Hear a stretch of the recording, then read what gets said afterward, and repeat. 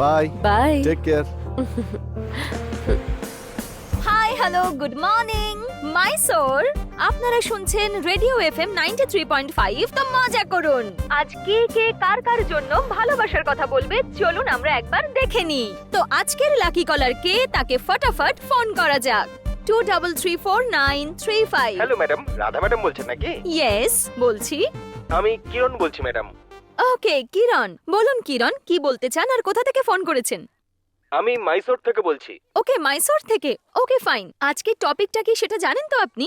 জানি ম্যাডাম, প্রেমিকদের চিন্তা ভাবনা জানার জন্য। তাহলে বলুন কিরণ, আপনি কি কাউকে ভালোবাসেন বা আপনাকে কেউ ইমপ্রেস করেছে? কি ম্যাডাম, আমি অনেক দিন ধরে আপনার প্রোগ্রাম শুনছি। আপনি পাবলিকদের মনের কথা জানতে চান, কিন্তু কখনো আপনি আপনার ভালোবাসার কথা বলেননি। কিন্তু সবার ভালোবাসার ব্যাপারে জানেন আপনি। আজ আমাদের জন্য আপনি আপনার ভালোবাসার ব্যাপারে জানাবেন।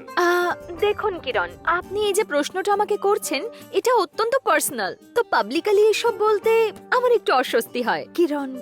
হ্যাঁ, কি ম্যাডাম, আমরা আমাদের পার্সোনাল ব্যাপার আপনার থ্রু বাকিদেরকে জানিয়ে দিই, কিন্তু আপনি কেন বলতে পারবেন না? এগুলো কিন্তু ঠিক নয় ম্যাডাম।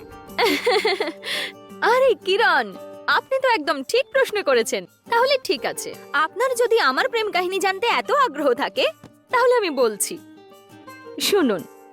আমিও একজনকে ভালোবাসি। কে সে? সেই সৌভাগ্যবান? সে কি করে? ওনার নাম কি? ওর নাম রাজা। আরো আইবিএম এ চাকরি করে। ও একজন সফটওয়্যার ইঞ্জিনিয়ার। ও, তা আপনার এই ভালোবাসার ব্যাপারে আপনার বাড়ির লোক জানেন? আমি এই ব্যাপারে এখনো পর্যন্ত আমার বাড়ির লোককে বলিনি, কিন্তু আমি আমার দাদার প্রাণ। দাদা আমার পছন্দকে কখনো মানা করবে না। Great madam. Thank you. আপনার জন্য প্লে করছি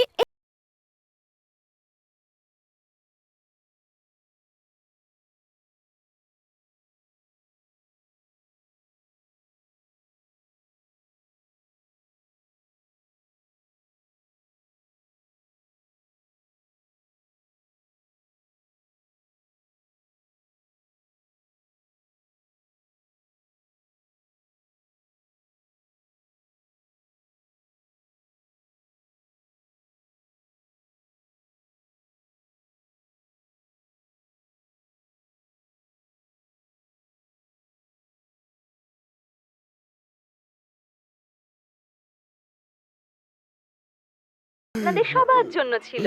আশা করি আপনাদের সবার এই গানটা খুব ভালো লেগেছে। তো রাধে রাধে এইরকম রাধে, সুন্দর I সুন্দর গান love you। শোনার জন্য রাধে থাকুন রাধে রাধে, আমাদের I সঙ্গে। love you। আর আমি আসছি রাধে ব্রেকের রাধে পরে। রাধে। দাদা কোথায়? দাদা দাদা দাদা দাদা দাদা, রাধার সাথে আমি একটা গোটা রাত কাটিয়েছি দাদা, এনজয় করেছি। এবার আমাকে ও কোনোদিন ছেড়ে যাবে না, তুমি গ্যারান্টি দিয়েছিলে তো? আরে পাগল কোথাকার! কেন বললে? দাদার সাথে 100টা রাত কাটানোর পরও দাদার গার্লফ্রেন্ড দাদাকে ঠকিয়ে চলে গেছে। এবার দাদা তোমাকে আর কি করে গ্যারান্টি দেবে? দাদা কেন তোমাকে ছেড়ে চলে গেছে?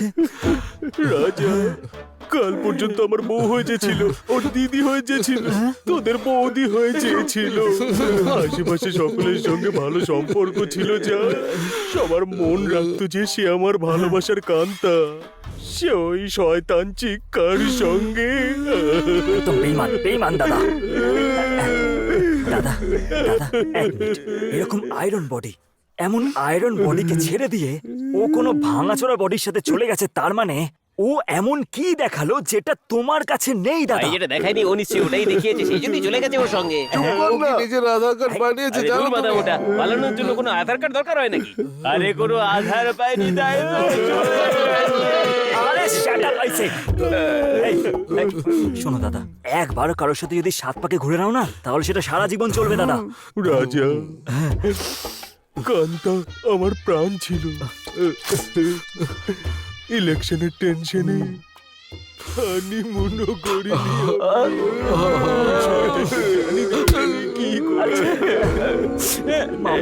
এই হানিমুনের কথা শুনে আমি নিজেকে আটকাতে পারছি না।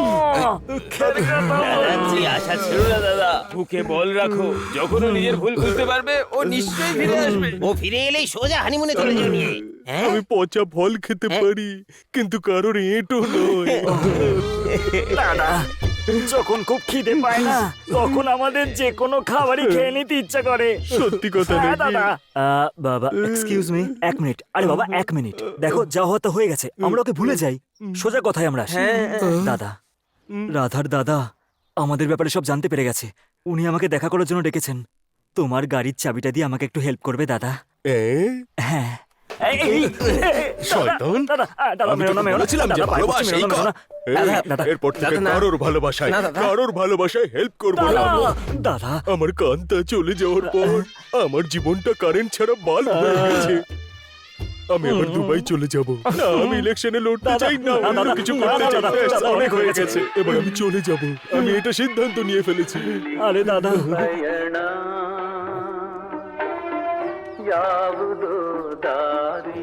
সঠিক সিচুয়েশনে সঠিক গান বেজেছে। ফোন করে আমি গানটা বাজাতে আয়। বলেছিলাম। হ্যাঁ আয় না, এয়ারপোর্ট পর্যন্ত আমায় ড্রপ করে দে। হ্যাঁ, ওটা ভাই, ছাড়তে চলো, হবে। চলো। আমরা কি শ্মশানে নিয়ে যাবি আমায়?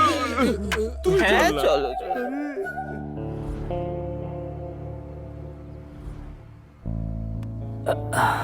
যদি আমার ভালোবাসাকেও দাদা অ্যাকসেপ্ট করে নেয় তাহলে আমার লাইফ সেটেল হয়ে যাবে।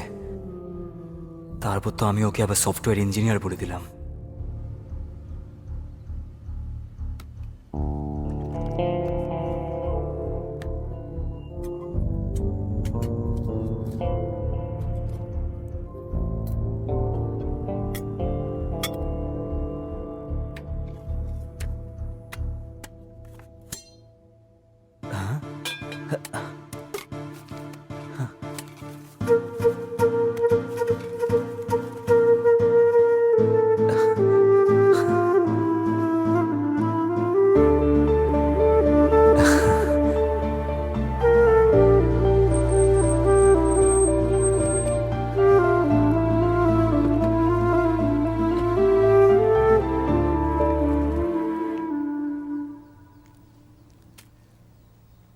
এরা এখনো এলো না কেন? এটাকে দেখে এত টেনশনে কেন মনে হচ্ছে? স্যার, আপনি আমাকে এত দূরে নিয়ে এসেছেন তো আমি ভাবলাম যে আপনি কোনো শুটিং এ এসেছেন। কিন্তু এখানে তো কাউকে দেখতেই পাচ্ছি না। কার অপেক্ষায় রয়েছে? আমি ভেবে কি করব, যা খুশি তাই করুক। Sir, any problem sir? কি হয়েছে? আরে তোমার প্রবলেমটা কি? পেমেন্ট করেছি তো আমি তোমাকে, আর কোনো কথা বলবে না। এখন চুপচাপ দাঁড়িয়ে থাকো।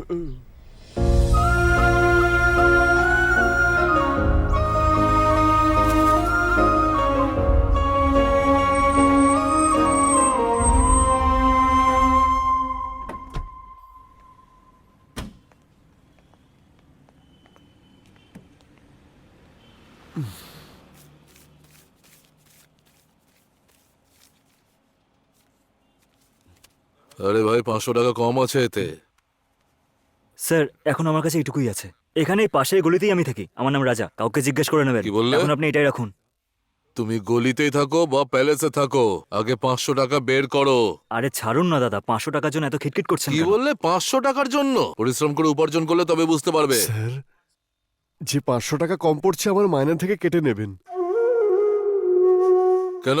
তুমি তোমার মাইনে থেকে ওকে টাকা কেন দিচ্ছ? ও ও ও, আরে স্যার, আমি ওনাকে চিনি। ঠিক আছে ঠিক আছে। Thank you sir.